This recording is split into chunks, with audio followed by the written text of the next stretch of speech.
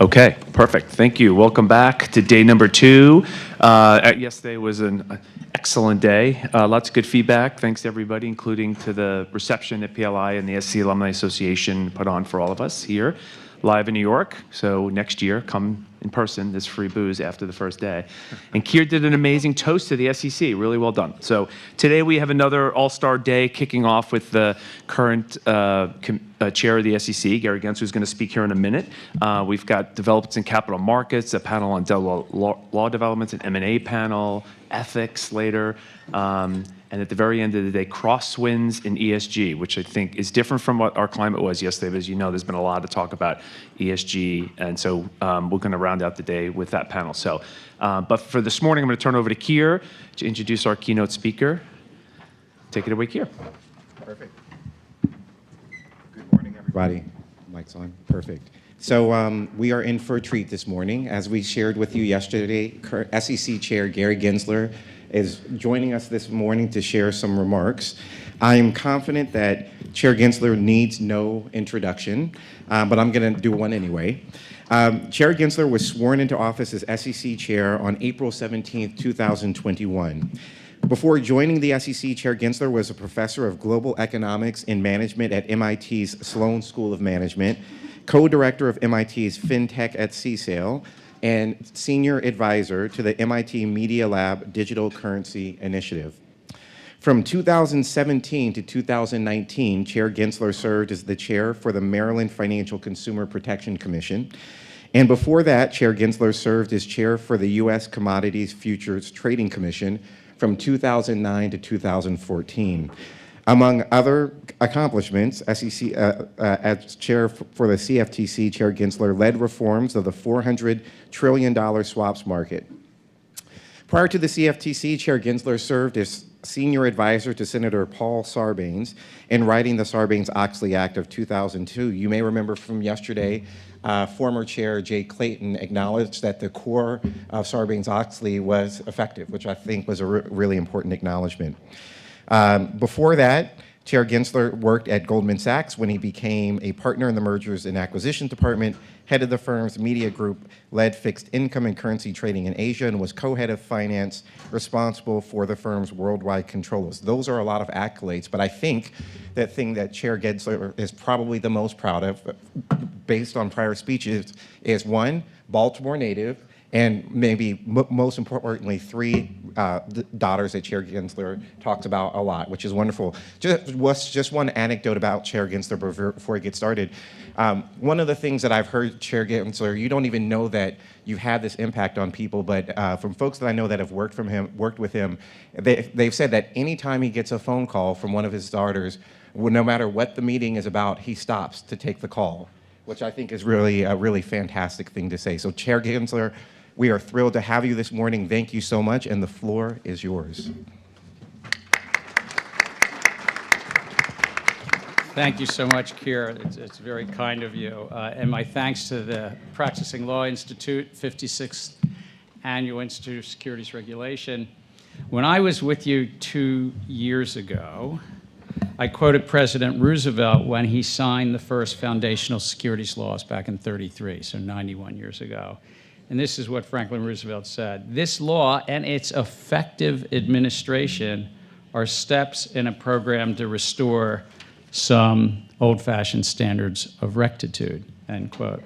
So this year, I thought I'm going to give you a little talk about effective administration.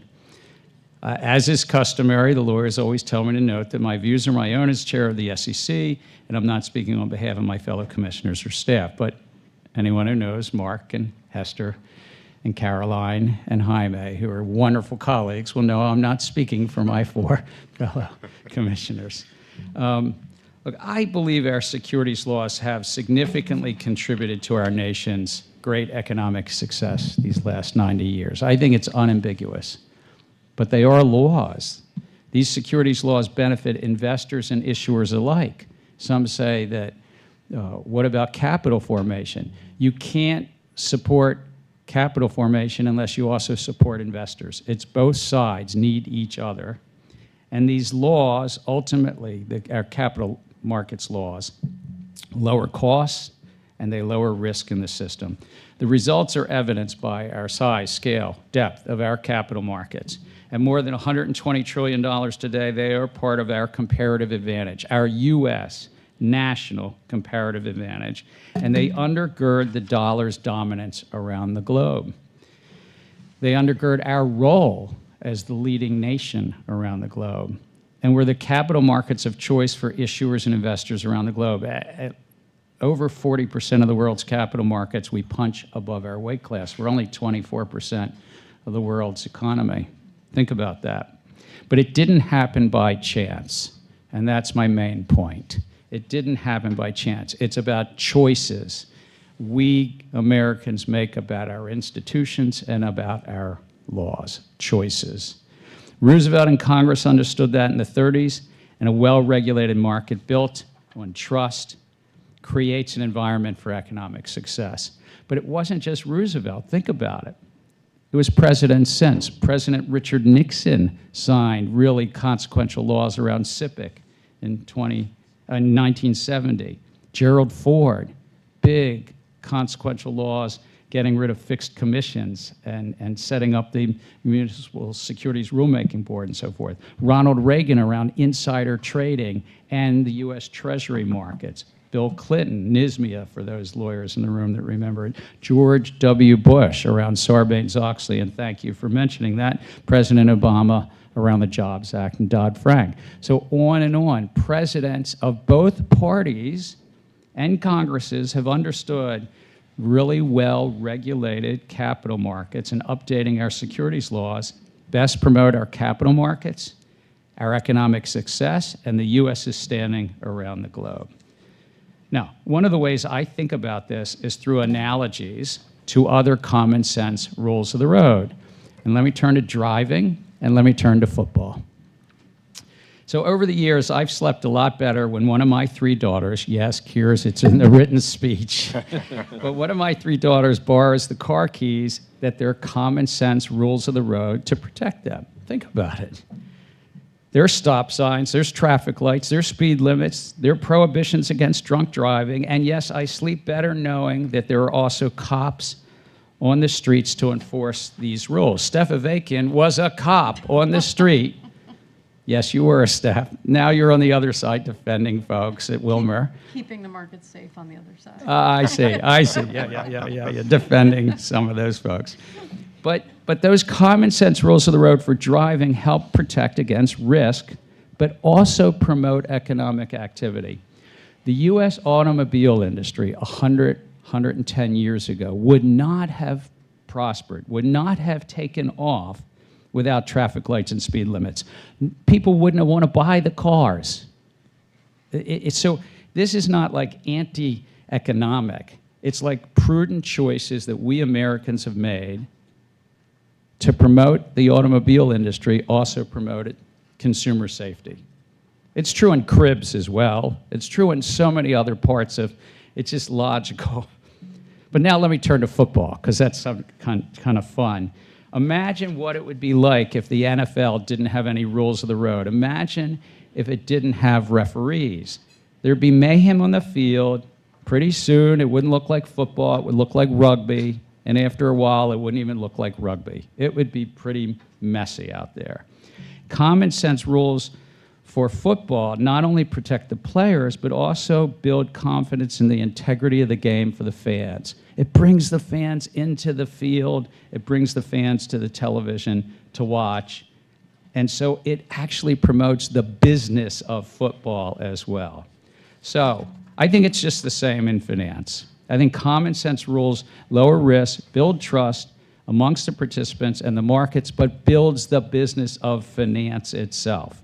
And when Roosevelt and Congress enacted the securities laws in the 30s, they had lived through the 20s. And what were the 20s like? Hucksters, fraudsters, scam artists, Ponzi schemers took advantage of investors. There was rife with conflicts in the investment management field as well. So they learned what happens when unregulated markets were left on their own. And over the succeeding decades, not just Roosevelt, but all the way through Obama with Nixon and Ford and Bush in there too, Reagan, given the changes of technology, rapid changes of technology, business models, they repeatedly saw the similar benefits. Well-regulated markets improve economic outcomes. They also knew that the rules of the road shouldn't just cover fraud, and this is an important one. And it's one we debate sometimes with Steph and her clients. It's not just about fraud, but Congress put in place important provisions about disclosure because information about securities create a public good. They put in place important provisions regarding corporate governance. They didn't just leave it to the states. Those were debates about that, but they put those in place. For intermediaries, they put in place important provisions about conflicts, disclosures, and business conduct. They also put in place provisions about gatekeepers, investment banks and auditors and the like.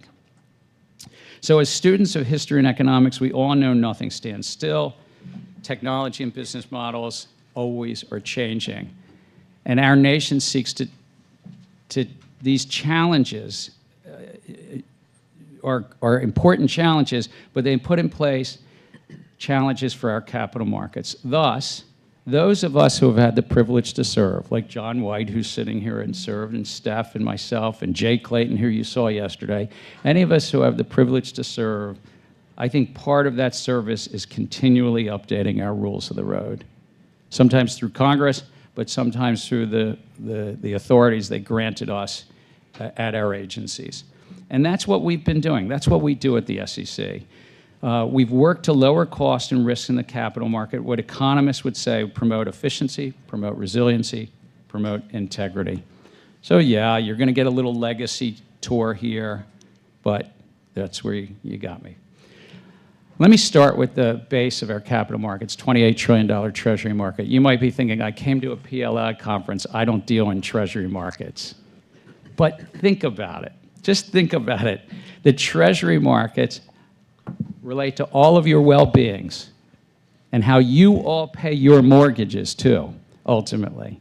Because if the U.S. Treasury market didn't work, our U.S. equity market, our U.S. corporate bond market wouldn't work. And by the way, as taxpayers, we couldn't fund the debt, and our Federal Reserve couldn't do its monetary policy. So actually, the Treasury market is far more important to your clients and the lawyers in this room than you might be thinking on a usual basis, even if your clients aren't calling you up and saying, how do I comply with the new SEC's clearing mandate? They might be. But let me say something about the Treasury market. It's had a lot of jitters over the year. Now, under Ronald Reagan was the first time they actually gave the SEC authority in 1986 with regard to the Treasury market, because there were deep jitters and problems in the Treasury markets. We weren't given that under Roosevelt in the 30s. Working with Janet Yellen, working with Jay Powell, we knew coming into office we had to do something. There had been a lot of problems in the Treasury market in 2020 and in 2019. So to address that, we put in place a number of reforms, too many for me to chat about here, but the key one I want to leave you with is central clearing.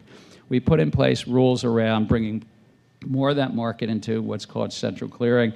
They'll roll out, we did it on a bipartisan basis, There's a lot of forward movement on this. They will roll out in March of this coming year for client clearing, but ultimately in June of 26 for what's the funding market, repo clearing. And it will better promote competition in all-to-all trading. And you will have some clients turning to you to say, how do I work with this? How do I get this done? And how do I compete in this new landscape? Next was the equity markets. It's nearly 60 trillion now. Now my number keeps changing because the market prices are changing. But it's the deepest, most liquid stock market in the world. To give you a sense, the French or the UK market's only about 3 or 3.5 trillion.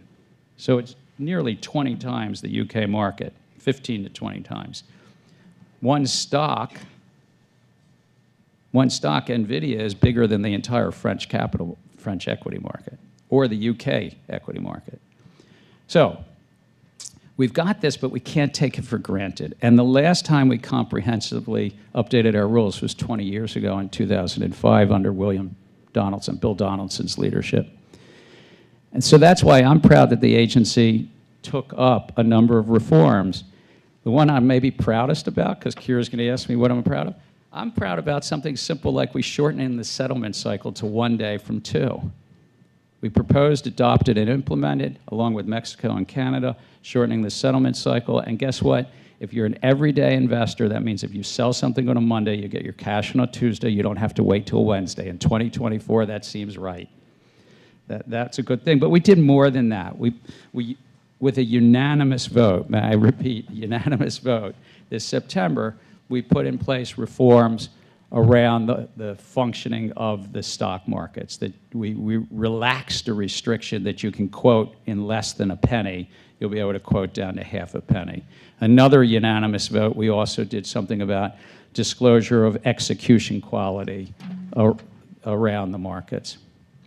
Let me turn to something that Roosevelt and Congress debated 90 years ago. It's interesting when you look at the history in Joel Seligman's book, if you want to dive into this, was that Congress debated, should the federal government be involved in corporate governance or just leave it to the states? And they actually decided there was some role for the federal government in these securities laws.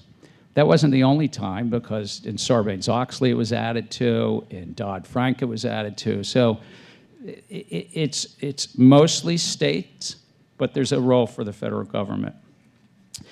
And it better promotes trust in our capital markets, and we've seen this over time. And so we took up a few things and we said, let's update some things, and we did. And this was with regard to how insiders sell their stock. You all might know it as 10b5-1 plans, but a simple concept. If you're an insider, you have non-public information, material non-public information. You've got to file a plan, and you can't sell for 90 days. In essence, until the next turn of disclosures. I think Jay Clayton first wrote about this, by the way, and in a letter to Congress, and we took it up and we got it done. But we did other things. We did what you all know as the clawback rule, that you can't keep compensation that was based on erroneous financials, pay versus performance, and we changed things regarding activists, investors, that you now will have 5 days instead of 10 days to report if you have control positions. You all know a lot of what we've done around disclosure, but disclosure is at the core of what we've done since the 1930s. Investors get to decide what they invest in.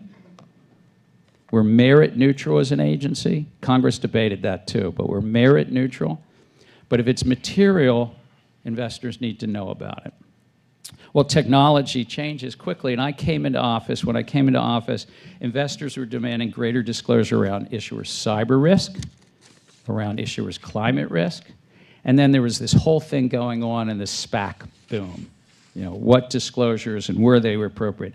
That's why I'm proud that we took all 3 of these up. We proposed, and based on public comment, adopted rules in all 3.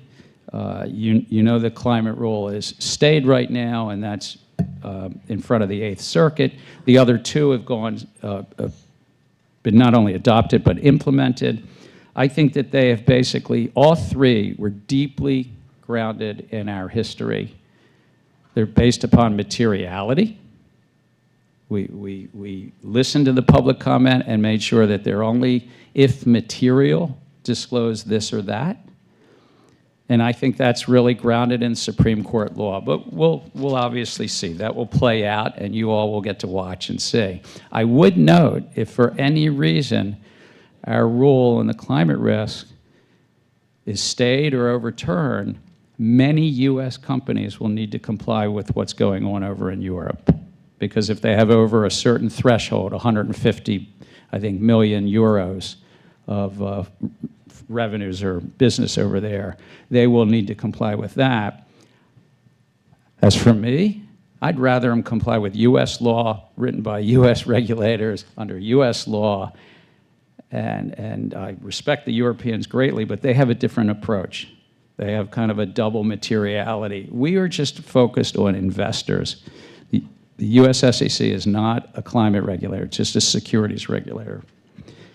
We did some projects on resiliency, important projects on resiliency. I think at the core of the SEC's remit, I think our predecessors didn't speak about it as much, but I think they believed it, to how do you protect investors, how do you promote capital formation if you don't focus on the resiliency of the market as well. So we took up a couple of projects, picking up from where Mary Shapiro and Mary Jo Whitey left off on private funds and on money market funds, and we saw more fragility in the COVID crisis, and we updated rules with regard to money market funds and also on private funds. Now, you're hoping that I get to crypto, but I'm going to get one thing before that. Steph, you know, it's going to be 10% of what I say and 98% of what the press report on. That's right. But I'm going to talk about accounting and auditing first. When I got to the Securities and Exchange Commission, I found that there was some unfinished business from Sarbanes-Oxley from 20 years earlier. And look, maybe I took this a little bit personal because I worked with Paul. I worked with Senator Sarbanes so closely on that rule, on that law. But I felt that there was, that the law hadn't really been fully, or the administration, the effective administration of that law had not really lived up to his vision.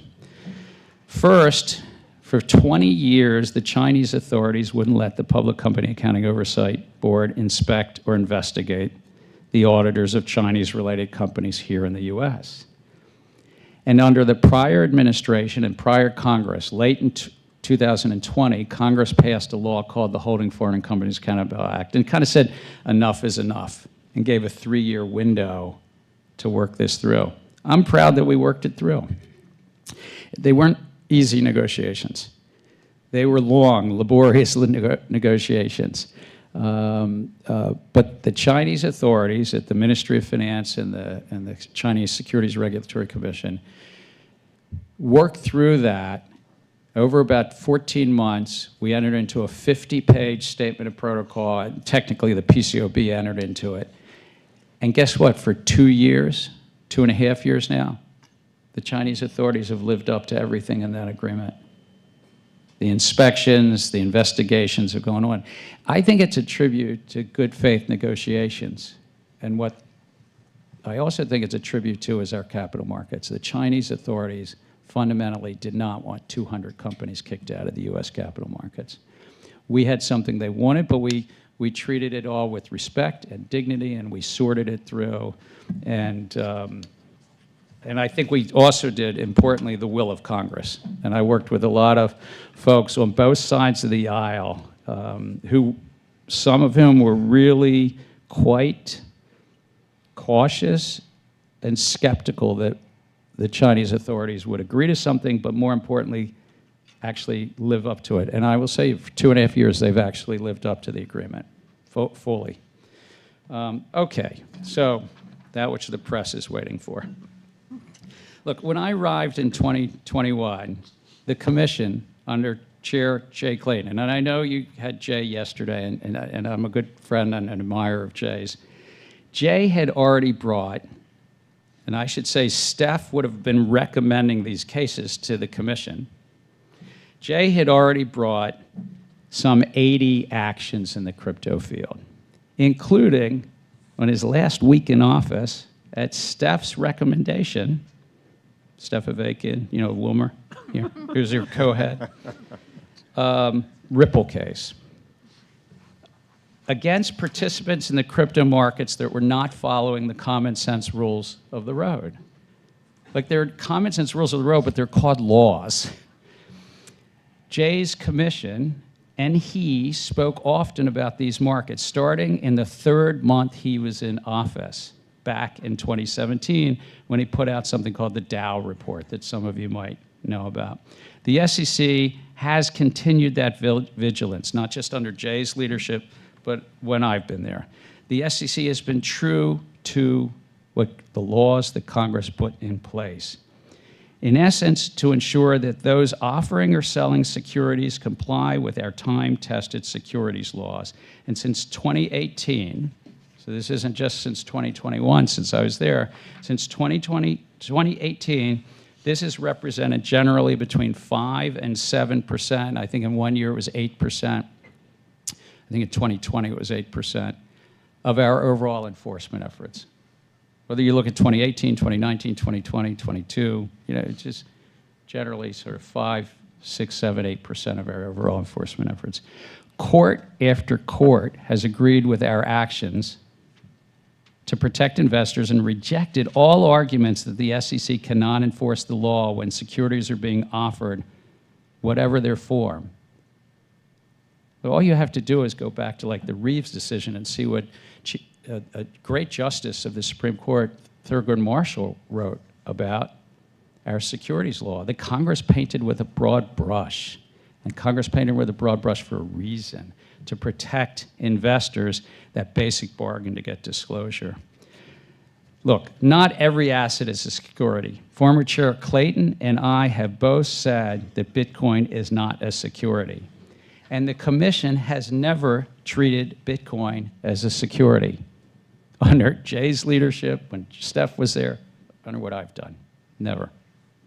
Our focus, rather, has been on some of the 10,000 or so other digital assets, many of which courts have ruled were offered or sold as securities.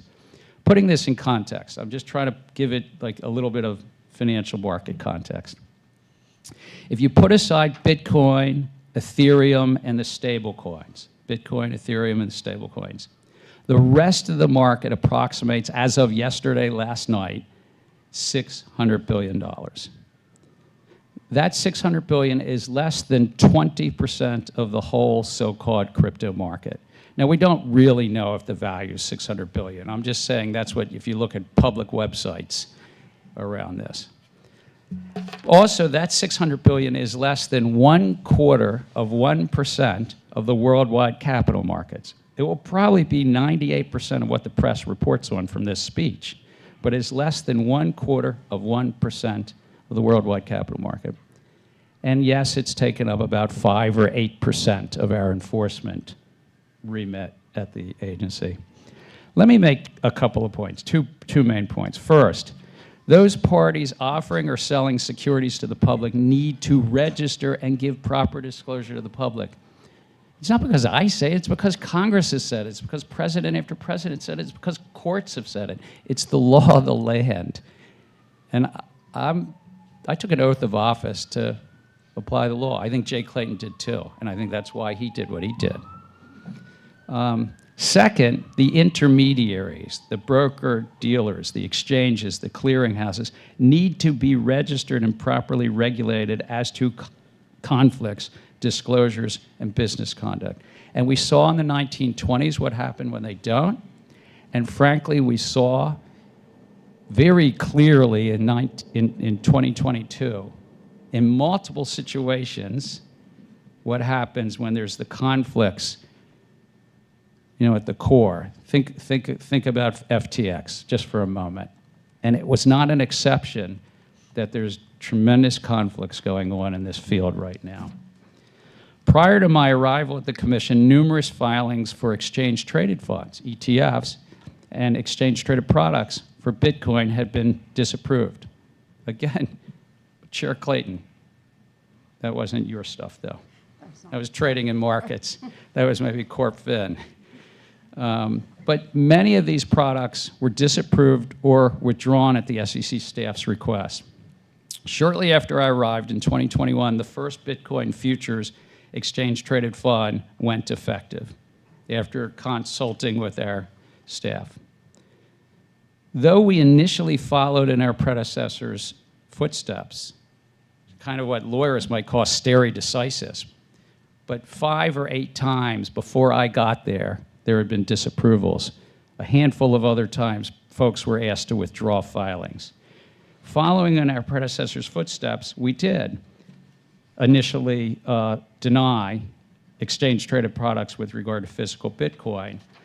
But this year, the Commission approved exchange-traded products for physical Bitcoin and Ethereum each earlier this year. Subsequently, in contrast with the non-compliant crypto markets, and I say in contrast, I think investors in these products, in these exchange-traded products, have gotten the benefits of disclosure, what the group John White used to run, Corporation Finance, but those disclosure documents, they've gotten also oversight, NASDAQ, NYSE, and so forth, the supervision of those markets. They've actually gotten lower fees, a lot lower fees, dramatically lower fees, I would say, and competition. That's nearly 80% of the entire crypto market. If an investor wants to, they can invest through an exchange-traded product. Look, it's still a highly speculative asset, don't get me wrong. It's not right for many investors. This is a field in which, over the years, there have been significant investor harm. And you don't have to just talk about 2022. Federal Bureau of Investigation puts out an annual report about where the most fraud and most scams are. Just read the most recent report they put out and what they said about last year.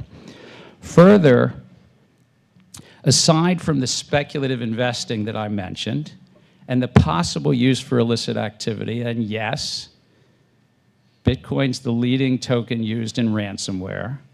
All the facts show that. So aside from speculative investing and possible use for illicit activity, the vast majority of crypto assets, these altcoins, this $500–600 billion of, and others call them other things than altcoins, but alternative coins, they've yet to prove out sustainable use cases. Look, I think Satoshi Nakamoto wrote a really interesting 8-page white paper back in 2008. I used to teach it up at MIT. I'm still fascinated by the actual technology. But I'm talking about real use cases for these projects. That's 10,000 plus of them. Everything we've done is focused on ensuring compliance with our laws. What we've found since the 1930s is that compliance really matters. It protects investors. It builds trust in our capital markets. It helps issuers tap into our markets. And history has shown for 90 years that robust securities regulation both creates trust in our markets, but guess what? It also fosters innovation. We are the most innovative economy, I believe, in the world. And in part, it's because of our capital markets. Look, before I close, I want to say something about the SEC staff. It's a remarkable agency. I've been honored to work at Goldman Sachs. I've been at MIT. I've been at the US Treasury Department. I've been on various presidential campaigns, and I've been at the Commodity Futures Trading Commission. I'm not supposed to pick amongst them. I get it. I get it. I mean, it's just wonderful. But I will say this about the staff and commission, my fellow commissioners, Allison and Elad and Hester and Mark and Caroline and Jaime. It's just, they're all so deeply mission-driven. It is a very proud, deeply mission-driven, focused on protecting investors, maintaining the fair, orderly markets, and yes, on capital formation. The lawyers, accountant, economists, policy experts, and other staff generally could make a lot more money working somewhere else. And yet they choose to work on behalf of the public at the SEC. It's just, it's a great place to work. I'm honored to have served with them, doing the people's work. Elections have consequences, and they should. I deeply believe in this democracy. But God, what an honor it's been to be with my fellow SECers. Sam and Jane Gensler, I promise I'm closing here. Sam and Jane Gensler, my mom and dad, never worked in finance or went to college. Their parents were immigrants.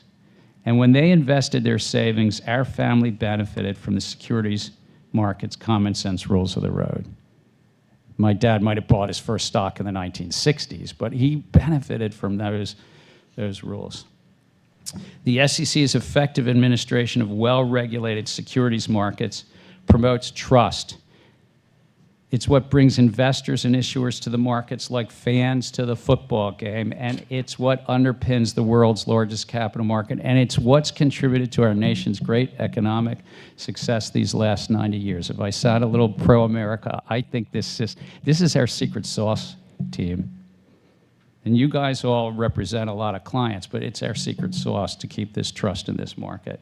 So I've been proud to serve with my colleagues at the SEC, and yes, I am proud to update our rules of the equity markets and treasury markets and corporate governance and resiliency projects and the accounting rules I spoke of. And yes, I am proud to follow on and continue on Chair Clayton's leadership. And I say this because we didn't actually differ much. He might have differed yesterday about stable coins or something, but I'm talking about at the core about these alternative coins that the public is not getting the right disclosures and the intermediaries are not properly segregating their business and watching out for wash trading and everything. So with that, Kira, if you want to ask me any question, but day in and day out, the work of the SEC to protect American families on the highway of finance really stands a little bit of applause. So thanks for letting me do a little legacy walk. Thank you.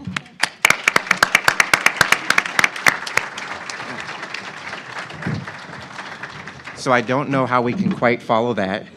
I don't know how we can. So I'll just ask you maybe one question. But before I do, I want to highlight a couple things that you said. First thing you said, well-regulated. Did you purposely put me off camera? No, oh, no, there we go. There we go. You're the star of the show, Chair Gensler. It's not about any of us. First thing you said, my paraphrasing, unregulated markets are bad, followed by well-regulated markets improve economic outcomes. I think that's a very powerful statement. Look, absolutely. I am deeply a markets person. I went to Goldman Sachs at the age of 21.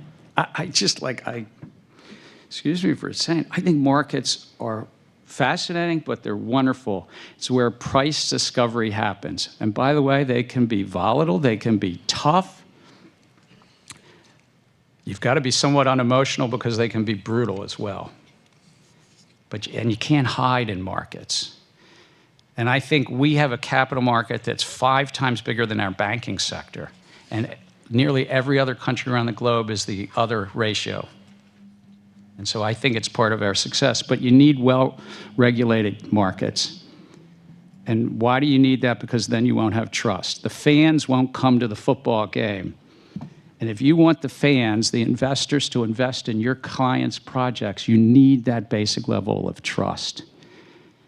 Disclosure, of course, creates what's called a public good. It's not to the advantage of any one company to disclose things, but if everybody's forced to disclose it, yes, mandated by Congress, if it's material, if it's about what the investors need, not about some other agenda, but if it's what the investors need, And Janet Yellen's husband, George Rakoff, wrote this remarkable paper years ago about lemons and about the used car market. He won a Nobel Prize on it. But you need the disclosure to discern the lemons from the non-lemons as well. All right, this is going to be my last question. First of all, I do think... Oh, I'm sorry, because we ran over. No, it was fantastic. Again, as I said, the floor is... This is about you. This is about you. So that was a legacy speech. Right? Yeah, I guess. That's a fair framing. People might say that. There were either 6 or 7 points of that legacy. So you mentioned the treasury markets. You talked about the work that you did with the equity markets, corporate governance, resiliency for the markets, accounting and auditing, and crypto. If you had to choose the 2 things that you're the most proud of, the prior version was my one 3 thing. daughters. Right, yes, exactly. My 3 daughters. Yes. That's what I'm most proud of. But 2 things you're most proud of. Anna, Lee, and Isabel. Yes. Beyond your 3 daughters, what are the 2 things you're most proud of from your tenure? Look, I would say it's just what's driven us. It's not about whether it's the treasury market, equity market, corporate governance, resiliency, accounting. It's about that we've been driven every day by our mission, as laid out by Congress. For me, it's about lowering the cost and lowering the risks. And we took on projects. The Treasury and the equity markets are 90 trillion combined, but the Treasury market's at the base. I mean, forget about everything else. If the Treasury markets don't work, well, we're no longer the dollar leader. We have a dollar hegemon because of the Treasury market. Hamilton wrote about this 240 years ago, about the importance of the Treasury market, and that was before he was a Broadway star. And so we were willing to take up complex, tough, sometimes in the weeds, back office things like shortening the settlement cycle. But at the same time, we were doing things to protect investors and promote that too. I love that we took up a project. I think we did this unanimous as well. By the way, of our 43 or 44 final rules, half were bipartisan. That means half were 3-2. I get it. But look, that's what we are. We debate. But I love that we took up something which was about privacy notices, that if a broker-dealer or an investment advisor loses your information, gets hacked or something, that they've got to tell you about it, a federal law about that. So I'm not going to pick amongst the 7 cares. You can never choose among one's children. I understand. You can't choose amongst one's children, but it's what throughout, what ties it all together is a deep, not only appreciation, respect for markets, but the importance of well-regulated markets that can help drive the cost down and drive the risk down on the margin. And drive investor confidence up, right? Yeah, and drive investor confidence up, just the way, so that we can drive on the highways of finance. And if I can use the football analogy, that we still want to sort of participate in the game with relative safety. By the way, football is still a full body contact sport. Don't get me wrong. And the markets are still a full body contact sport. We benefit as Americans, we benefit in our capital markets that way. So that's what I'm proudest of, is that we've been true to our laws, our mission. I'm also proud that we've actually adjusted, that what we adopted wasn't what we proposed. We listened to the public. But of course, we'll leave it to others to improve on what we do, and technologies will not stand still. Other great nation states will try to take our leadership away from us. Don't get me wrong, they will. Artificial intelligence, which I didn't talk about, is rapidly changing the face of finance. And so it'll be for others in the future to figure out what to do with the conflicts. We tried to do that. You didn't ask me. I would have liked to have done more on AI. I would have truly liked to have gotten a little bit further. I think that there's going to be real interesting public policy issues. You'll all deal with it in the law of scienter and fraud. Yeah. What happens when that, Steph's going, yeah, I've already built on this one. But these are really going to be very important public policy debates that will play out in our courts and play out ultimately maybe in Congress as well. I truly believe that whoever deploys the model, fraud is fraud, and if you deploy the model, you have responsibility to ensure that the model is not front-running or defrauding the public. But I also respect that will probably play out in court. So. All right, so we're going to wrap up, but before we do, hold your applause for just 1 second. So you mentioned Hamilton, and one of the things, my favorite song in Hamilton, the very end, is like, who lives, who dies, who writes your story, right? That's about a legacy. You were just talking about your legacy a moment ago. And there's a quote that you gave that I'm going to keep. Those of us who have had the privilege to serve have had the privilege to improve the rules of the road. I think that's your legacy. And so I just want to say, on behalf of PLI, everyone that's here today, we're grateful for you spending this time today. For the 4 years, you could have spent doing something else in public service of this country and our market. So thank you very much. Thank you. Listen, you're kind. I would say it's the greatest honor. I would say to any of you that have not served, do it. Do it. And I say that even if you violently disagree with my policy choices. No, I really do think. I think our nation benefits, but you will benefit personally. There's something about being involved in public service and trying to do well by our family, the American family this is, but to do it well for the rest of the public. And we're all human. We make mistakes, right?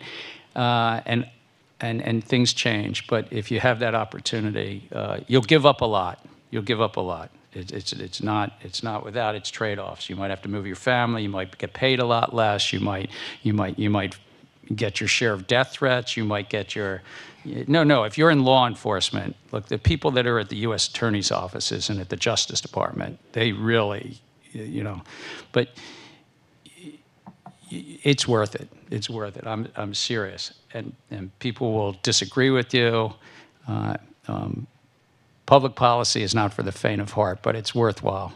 So I'd recommend it for you. Whatever the administration that you believe in, state or local or federal. I'm sure Steph and John would agree with that. Agree. We all agree. You have a room for half the room with former staffers, so we all agree. Chair Gensler, thank you so much. Thank you. We appreciate you. Thank you, Gary. We appreciate it. That was fantastic.